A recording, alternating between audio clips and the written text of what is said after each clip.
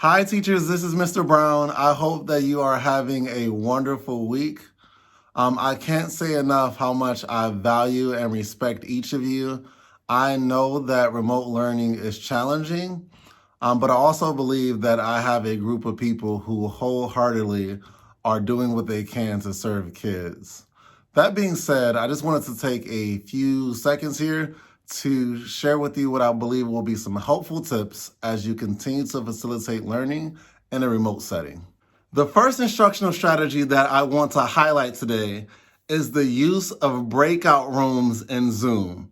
I think that they are a powerful and somewhat underutilized resource that I would encourage more of you guys to capitalize on. So if you're going to do breakout rooms successfully, you have to keep these 4 criteria in mind.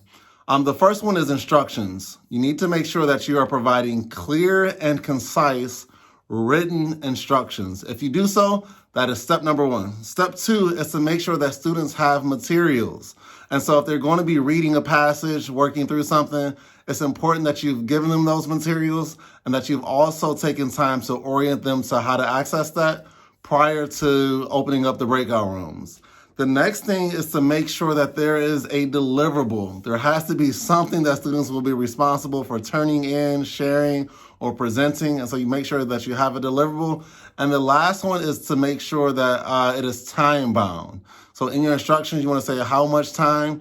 I personally recommend that it never exceeds 10 minutes because after 10 minutes, it starts to lose its impact and students' attention. So I know that there's teachers who've tried it and then maybe not done it again, and there's a few teachers who do use it more regularly. I will say that it can be a powerful resource, and we also have teachers on our staff who are doing it well. I hope she doesn't mind me saying this, but when I observed Miss D's class, I thought that she very naturally hit all of these criteria, and so she might be a person that if you are looking to facilitate some Zoom sessions or breakout rooms, she might be a person who would be a good resource. The next instructional strategy is also refreshingly simple. It's just called a waterfall response. So naturally, when you're asking a question, you sometimes pose it in the chat. And so, I don't know, I'm just going to make up a question. You might say, if I'm the teacher, what is the most annoying color? And so if you did that right away, probably somebody will say a color like pink. And then all the other kids say, yes, pink's absolutely annoying. And then groupthink happens. So rather than just posing the question, a waterfall response would do this in the instructions. They'd pose the question, but also give the students some time, and then they don't actually press enter until you instruct them to do so. So if I were asking the exact same question, I might say something like this.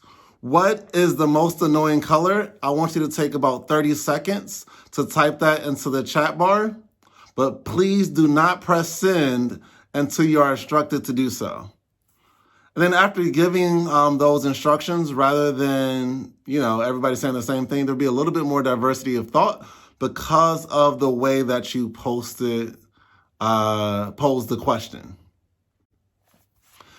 The last instructional strategy, if you will be to continue to learn.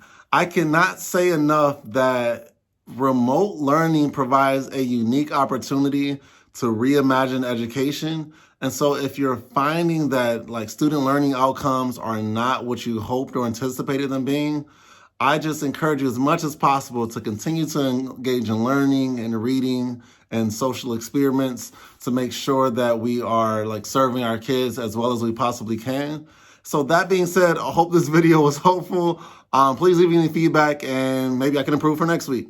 Thanks. Have a good one.